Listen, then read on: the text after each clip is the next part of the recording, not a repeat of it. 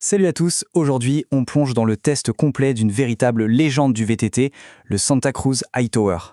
On va vraiment décortiquer ce vélo pour comprendre pourquoi il est considéré par tant de monde comme LA référence absolue. Alors, la question qu'on se pose tous, n'est-ce pas, est-ce que le vélo à tout faire existe vraiment? Un seul VTT pour la rando tranquille, l'enduro engagé, la montée qui pique. Le Hightower, lui, il se présente exactement comme ça, comme le couteau suisse parfait. Voyons voir si la promesse est tenue. Ok, première étape, on va regarder sous le capot. Avant de parler de pilotage, de feeling sur les sentiers, il faut comprendre ce qui fait tourner la machine. C'est quoi l'ADN de ce Hightower? Bon, rien que sur la fiche technique, ça envoie du lourd. On a un cadre en carbone CC, donc le top du top chez Santa Cruz, léger, rigide, tout ce qu'on aime. Des grandes roues de 29 pouces, bien sûr, pour avaler les obstacles, et puis les débattements. 150 mm à l'avant, 140 à l'arrière, c'est vraiment le combo parfait pour la polyvalence. Le tout pour un poids qui tourne autour de 12,8 kg pour la version CC. Franchement, sur le papier, c'est une bête de course. Et puis il y a la pièce maîtresse, le cœur du réacteur, le fameux VPP, le Virtual Pivot Point.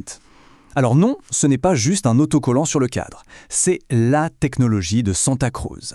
L'idée, pour faire simple, c'est que la suspension travaille quand elle doit absorber des chocs, mais qu'elle ne bouge pas ou presque pas quand on pédale. Fini l'effet de pompage qui nous vole notre énergie. C'est vraiment ça le secret de sa polyvalence.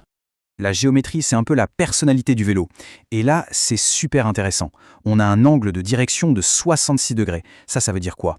Ça veut dire que le vélo est super stable quand ça descend vite. Il ne va pas guidonner, il met en confiance.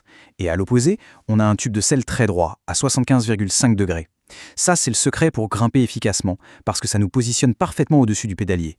Tout est pensé pour l'équilibre parfait entre montée et descente. Allez, c'est bien beau les chiffres, mais ce qu'on veut, c'est savoir comment ils se comportent sur le terrain. On commence par le plus dur, la montée. C'est souvent là que les vélos à tout faire montrent leurs limites. Alors ce Hightower, est-ce que c'est un bon grimpeur? Et la réponse, elle est sans appel. Le Hightower est une vraie machine à grimper. C'est bluffant. Mais attention, ce n'est pas de la magie. C'est le résultat de choix techniques très intelligents. On va voir ça tout de suite. Alors quel est son secret en montée? C'est simple, c'est un duo de choc. Premièrement, cette fameuse géométrie avec le tube de selle bien droit qui nous place en position d'attaque pour pousser fort sur les pédales. Et deuxièmement, la suspension VPP qui empêche le vélo de s'écraser à chaque coup de pédale. Toute l'énergie part dans la roue arrière. C'est cette combinaison qui le rend si diablement efficace. Bon, grimper, c'est une chose. Mais on achète surtout un VTT pour le plaisir de la descente, non?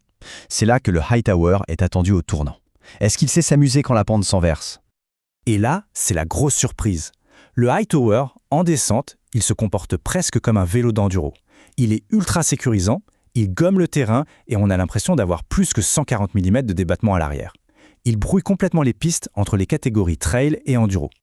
Cette sensation de sécurité, elle ne vient pas de nulle part. C'est un vrai travail d'équipe des composants.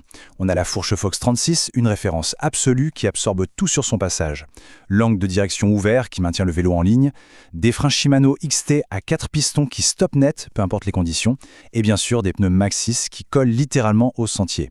Bref, un équipement choisi pour une seule chose, le contrôle total. Ok, on a vu qu'il grimpait comme un cabri et qu'il descendait comme une fusée. Il est temps de mettre tout ça en perspective. Faisons le bilan et voyons comment il se place face à ses concurrents directs. Bon, soyons clairs. Les points forts, ils sautent aux yeux. C'est sa polyvalence incroyable, son cadre en carbone magnifique et sa suspension VPP qui est juste magique. Maintenant, les points à considérer. Eh bien, la qualité a un prix et il est élevé. Et comme tout cadre en carbone très léger, il faut en prendre soin. Il sera toujours plus sensible aux impacts qu'un cadre en alu. C'est un peu le compromis à accepter. Et si on regarde ce tableau, on voit bien où il se situe. Côté prix, il joue dans la cour des grands, très proche d'un Specialized Stump Jumper par exemple. C'est clairement un investissement. Par contre, son ratio poids-débattement est vraiment excellent, surtout si on le compare à un Giant Trans par exemple, qui est un peu plus lourd. Il se positionne vraiment comme une offre premium. Et je crois que cette phrase du test résume tout à la perfection.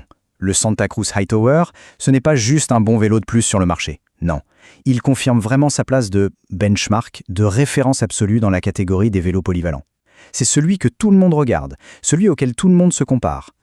Ce qui nous amène à la question la plus importante finalement.